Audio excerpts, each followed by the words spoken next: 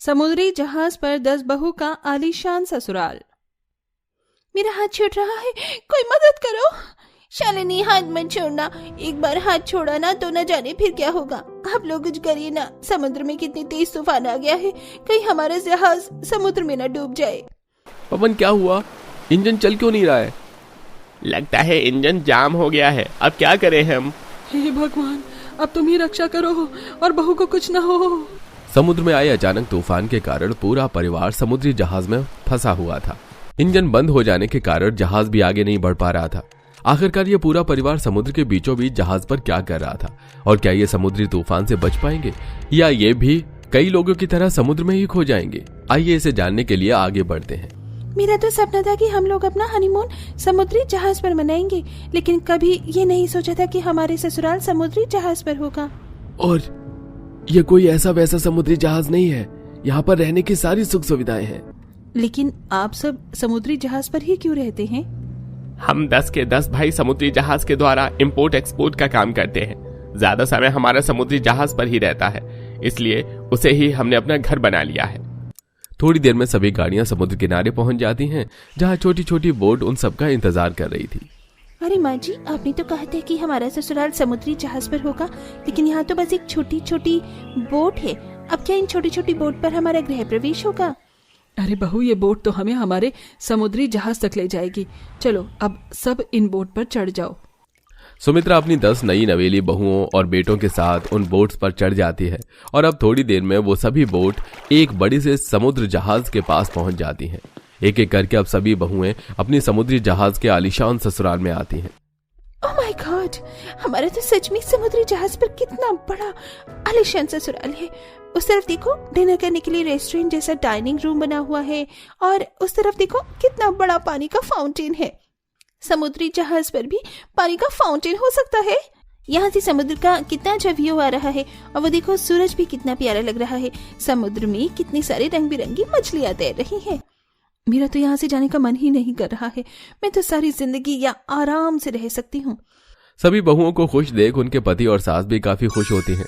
जिसके बाद बने उस आलीशान घर में सुमित्रा प्यार से अपनी बहुओं का गृह प्रवेश करती है।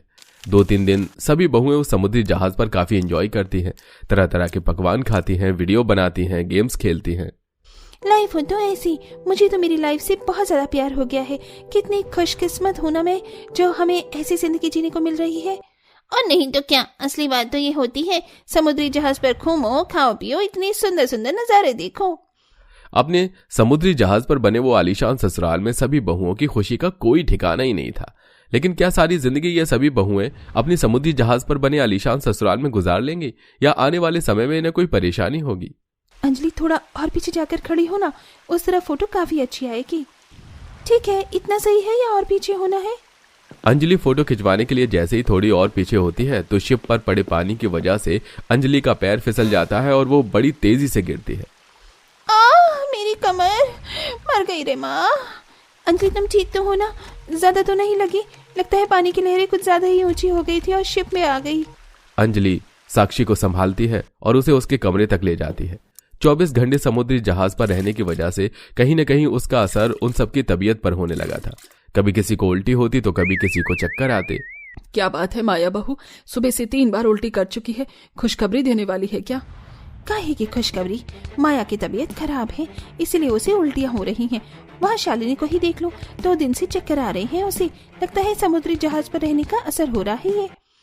ऐसे ही समय गुजरता है और एक दिन, ये क्या किचन में तो लगभग राशन खत्म हो गया है। मुश्किल से 2-3 दिन का ही राशन बचा है। चलो माँ जी से कहते हैं। आरुषि, माया सुमित्रा के पास जाते हैं और उसे राशन खत्म होने के बारे में बताते हैं। बहू जो है उसी में काम चलाना होगा, क्योंकि हम लोग स्टॉक में ही राशन लेकर आते हैं। अब गली मोहल्ले में तो है नहीं कि नुक्कड़ की दुकान से सामान ले आए।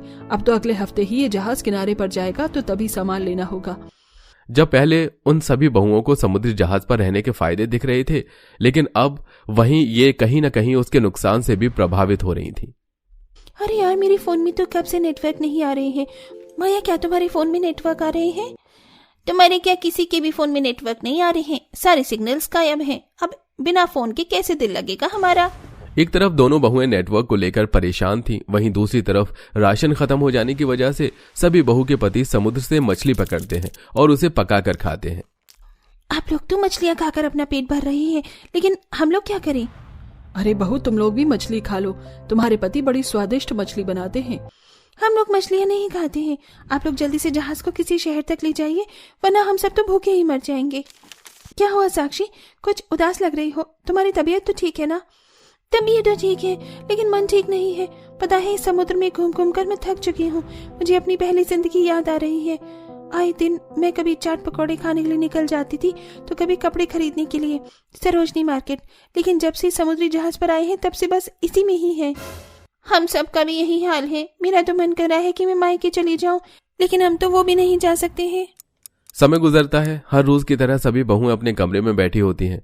वहीं उनके पति शिप चला रहे होते हैं। तभी एक बड़ी सी शार्क उनके जहाज से टकराती है, जिससे जहाज साइड से टूट जाता है। ये क्या? अरे जहाज तो डैमेज हो गया, कहीं इसके अंदर पानी न भरने लग जाए। पवन, हमने जो शूटर से छोटी बोट बांध रखी है, जल्दी से सबको उसमें उतार दो, हम जब तक शिप ठीक करते हैं। हाँ ठीक है। पवन सभी को उन छोटी बोट पर उतार एक किनारे तक पहुंचा देता है। वहीं बाकी भाई शिप को किनारे तक लाते हैं और उसे ठीक करने लगते हैं। बस यही दिन देखना रह गया था हमारी जिंदगी में। अब मैं बहुत ज्यादा परेशान हूँ इन सब से। शिप के ठीक होने के बाद सभी लोग वापस शिप पर आ जाते हैं और ऐसे ही कई दिन और गुजर जाते हैं और आज समुद्र में काफी भयानक तूफान आता है। साथ ही जहाज का इंजन भी जाम हो जाता है। सभी बहुएं और सुमित्रा जहाज के एक एक हिस्से को पकड़कर खड़े हो जाते हैं। क्या ये आज हमारा आखिरी दिन है? हम सब लोग मरने वाले हैं। मुझे तो तैरना भी नहीं आता है। ऐसा नहीं होगा, हमारे पति कोशिश कर रहे हैं, हम जरूर बच जाएंगे। हमें कुछ करना होगा। अगर इंजन कुछ देर में शुरू नहीं हुआ तो हम इस समुद्र तूफान में फंस कर रह जाएंगे और यहाँ से निकलना हमारे लिए नामुमकिन होगा। मैं एक काम करता हूँ, शिप के निचले हिस्से में जाता हूँ, शायद वहाँ जाकर कुछ हो जाए। जतिन जहाज के निचले हिस्से में जाता है और इंजन के कनेक्शन को ठीक करने लगता है। कई देर की कोशिश के बाद आखिरकार इंजन का कनेक्शन ठीक हो जाता है और अब जहाज चलने लगता है, जिसके बाद वो सभी उस तूफानी समुद्र से जहाज को सुरक्षित जगह पर ले आते हैं और कुछ ही देर में अब मौसम भी बिल्कुल साफ हो जाता है। चलो, आखिरकार सब ठीक हो गया। अब आप सब लोग अंदर जाकर आराम कर लीजिए। अरे जब तक हम भी देखते हैं कि जहाज पर क्या क्या नुकसान हुआ है। बस अब और नहीं, हम इस समुद्री जहाज में अपनी पूरी जिंदगी नहीं गुजार सकते। शुरुआत में समुद्री जहाज के आलीशान ससुराल में हम सब काफी खुश थे, लेकिन समय बीतने के साथ साथ हमें यहाँ की परेशानियां महसूस होनी शुरू हो गई। राशन खत्म हो जाए तो उसे जाकर ला नहीं सकते, बार बार तबीयत खराब होती है, फोन में नेटवर्क नहीं आते और जो कल हुआ उसके बाद हम यहाँ रहने का सोच भी नहीं सकते हैं। शालिनी बिल्कुल ठीक कह रही है, जरूरत पड़ने पर हम कहीं आना जाना भी नहीं कर सकते हैं। यहाँ पर हमारी जान को हमेशा खतरा है। मैं भी बहू की बात से सहमत हूँ। मेरे ख्याल से हमें वापस अपने घर में ही चलना चाहिए। आप सब लोग ठीक कह रहे हैं। हम आप लोगों की जान को खतरे में नहीं डाल सकते। हमें तो इन समुद्री तूफान की आदत है और बचने के तरीके भी पता है, लेकिन आप लोगों को कुछ हुआ तो हम कभी अपने आप को माफ नहीं कर पाएंगे। सभी बहुएं अपना अपना सामान पैक करती हैं और अपने सास के साथ अपने ससुराल पहुंच जाती हैं और आराम से अब जमीन पर बने घर में रहती हैं। वहीं उनके पति भी अब अपने समुद्री जहाज पर अपना काम जारी रखते हैं। पांचों बहुएं अपने परिवार के साथ एक टूटी फूटी झोपड़ी में रह रही होती हैं। हमारे क्या दिन आ गए हैं, कहाँ हम महल में रह रहे थे और अब हमें टूटी फूटी झोपड़ी में है। पता नहीं आगे हमारा क्या होगा। बहू, फिलहाल तो अभी हमारे सर पर टूटी हुई झोपड़ी तो है, वरना इतने दिन से जो भटक रहे थे उसकी अलग परेशानी थी। सब बात कर रहे थे कि तभी टूटी हुई झोपड़ी की छत गिर जाती है। ये टूटी हुई झोपड़ी की छत भी टूट गई, अब हमारा क्या होगा? माँ जी, मुझे नहीं लग रहा कि हम ज्यादा दिन इस टूटी हुई झोपड़ी में रह पाएंगे। महल में रहने वाले हम कैसे यहाँ अपना गुजारा करेंगे? पूरा परिवार महल में रहने के बाद इस झोपड़ी में क्यों रह रहा है? ऐसे भी क्या हालात उत्पन्न हो गए जिस वजह से पूरे परिवार को दर दर भटकना पड़ रहा है और एक महल से झोपड़ी तक का सफर तय करना पड़ा? इस परिवार की कठिनाइयों को और अच्छे से जानने के लिए कहानी को थोड़ा पीछे लेकर चलते हैं और इसे अच्छे से समझते हैं। महल में पांचों बहुएं आराम फरमा रही होती हैं। तभी उनकी नौकरानी सुमन आती है। सुमन, ये क्या है? तुम हर रोज लेट क्यों आ रही हो? तुम्हें पता है ना कि घर का काम करना होता है। तुम अगर ऐसे ही लेट आती रहोगी तो घर के काम कौन करेगा? मालकिन, दरअसल मेरे बेटे की थोड़ी तबीयत खराब थी, इसलिए मुझे आने में देरी हो गई। अरे तुम्हारे बेटे की तबीयत खराब है तो इसमें हम क्या करें? तनख्वाह तो यहाँ से तुम पूरी लेती हो, लेकिन काम करने के समय पर बहाने मारने लगती हो। नहीं नहीं, मैं कोई बहाना नहीं मार रही हूँ, मैं बिल्कुल सच कह रही हूँ। मेरे बेटे की तबीयत खराब है, वरना मैं क्यों ही लेट आती। रहने दो, बहाने तो तुम बनाती हो। अब तुम जितने दिन लेट आओगी ना उतने दिन की तनख्वाह कटेगी। फिर मत कहना कि हमने तुम्हें बताया नहीं। तो आगे से तुम लेट आई तो जिम्मेदारी तुम्हारी होगी तनख्वाह कम आने की। कुछ दिनों बाद 5 पड़ोस के फंक्शन में जाती हैं, जहां पड़ोसन शीला उनसे कहती है, अरे आप सब लोग ने खाना खाया कि नहीं? खाने लायक कुछ बनाया भी है यहाँ? अरे तुमने किसी गरीबों के फंक्शन में बुलाया है क्या हम लोगों को? इतने अमीर हैं, इतने बड़े महल में रहते, कुछ इंतजाम ही नहीं किया। ना कुर्सियां हैं अच्छे से बैठने के लिए, और खाना भी ऐसे गरीबों वाला लगवा दिया है। इससे अच्छा तो भंडारा कर लेती तुम। ये तुम कैसे कह रही हो? अरे किसी के घर में फंक्शन में आए हो, कम से कम कुछ तो सोचकर बोलो कि उनको बुरा ना लगे। बुरा लगना चाहिए क्योंकि आपके काम ही ऐसे हैं। अरे थोड़ी सी भी शर्म नहीं आती? लोगों को घर में दावत के लिए बुला लिया, ना रहने की व्यवस्था है, ना बैठने की और ना खाने की। जिसकी जितनी हैसियत होती है ना वो उतना ही करता है। तुम महल वाले हो, लेकिन हम तो तुम लोगों के जितना अमीर नहीं है ना। हम इतना ही कर पा रहे हैं, हमारे लिए यही बहुत है। अरे तो हमसे कुछ पैसे ले लेती। चलो यहाँ से चलते, यहाँ तो मेरा मन ही खराब हो गया। 5 बहुएं अकड़ से वहां से चली जाती हैं। यह सब देखकर शीला को काफी बुरा लगता है। इन 5 को बहुत ज्यादा घमंड है। कभी तो इनका घमंड टूटेगा ना, तो इन्हें अपनी गलती का एहसास जरूर होगा। दूसरों से बात करने की तमीज नहीं है, किसी घर पर जाने का व्यवहार नहीं है। भगवान सब देख रहे हैं, आज नहीं तो कल सबको उनके बुरे कर्मों का फल मिलता ही है। ऐसे ही कई दिन निकल जाते हैं। कुछ दिनों बाद सरिता का सबसे बड़ा बेटा धीरज उदास होकर घर आता है। क्या हुआ धीरज, तू उदास क्यों है? सब ठीक तो है ना? माँ कुछ ठीक नहीं है। दरअसल लोन लिया था कंपनी को लेकर, लेकिन कल हमारी कंपनी में आग लग गई और उस आग में पूरी कंपनी जल गई है। काफी बड़ा नुकसान भी हो गया है और अब मुझे समझ नहीं आ रहा अब क्या होगा हमारा। तू चिंता मत कर, सब ठीक हो जाएगा। अरे अभी हमारे पास एक ही कंपनी थोड़े ना है, और भी बहुत कंपनी है। माँ बाकी कंपनी को तो भूल ही जाओ। लोन बस एक कंपनी पर नहीं था बल्कि सब कंपनियों पर है, और साथ में हमारे इस घर को भी गिरवी रख हमने लोन लिया है। हे भगवान, बस मेरे बच्चों के सर से ये मुसीबत को दूर कर दो। मैं नहीं चाहती कि हम बेघर हो जाएं। कुछ दिन और निकल जाते हैं और लोन न चुका पाने की वजह से सरिता के घर में बैंक वाले आ जाते हैं। आप लोगों को यह घर खाली करना पड़ेगा। पैसे न देने की वजह से अब इस घर की नीलामी हो रही है। ये आप क्या कह रहे हैं? हमारे घर की आप नीलामी कैसे कर सकते हैं? अब यह घर आपका नहीं है। आपके पतियों ने कंपनी के नाम पर इस घर के नाम पर लोन लिया था और उस लोन को चुका नहीं पाए, और इसीलिए अब हम इस घर को ले रहे हैं। चलिए माँ जी, हम किसी किराए के घर पर रहेंगे। अरे आपको जहाँ रहना है शौक से रहिए, लेकिन आपने अपने शरीर पर जो इतनी महंगी महंगी ज्वेलरी गहने पहने हैं वो भी रख दीजिए, क्योंकि अब इस घर से या फिर आपके पास जो भी सामान है उनमें से कुछ भी आपका नहीं है सिवाय आपके शरीर पर कपड़ों के। 5 बहू के सामने ही उनका घर छिन जाता है और घर की नीलामी हो जाती है। माँ जी ये क्या हो गया हमारे साथ? हमारा घर, हमारी छत हमसे छिन गई, अब हम कहाँ जाएंगे? अब क्या हो गया? महल वाली बहुएं अब सड़क पर आ गई। कोई बात नहीं, अब सड़क की धूल भी तो देखो कि कैसे रंग की होती है, क्योंकि महल से तो तुम्हें कुछ दिखाई नहीं देता होगा ना। 5 भूख से काफी ज्यादा तड़प रही थी और उन्हें अब कुछ समझ नहीं आ रहा था। मैं बहुत ज्यादा थक गई हूँ, हम कहीं से मांग कर कुछ खा लेते हैं ना। 5 इधर उधर भटक रही थी, तभी उनकी नौकरानी सुमन एक प्लेट में खाना लेकर आती है। दीदी आप सब लोग यहाँ भटक रहे थे, मुझे किसी ने बताया। मेरे पास ज्यादा खाना तो नहीं है, लेकिन यही खाना है, आप लोग ये खा लीजिए, थोड़ी भूख शांत हो जाएगी। सुमन जैसे ही खाना देती है, 5 बहुएं भूख से तड़प रही थीं कि वो बिना सोचे समझे खाना खा लेती हैं। सुमन, तुमने हमारे बारे में इतना सोचा, बहुत बहुत शुक्रिया। हम भूख से सच में बहुत तड़प रहे थे। अब तो तुम 5 ठीक महसूस कर रही हो ना?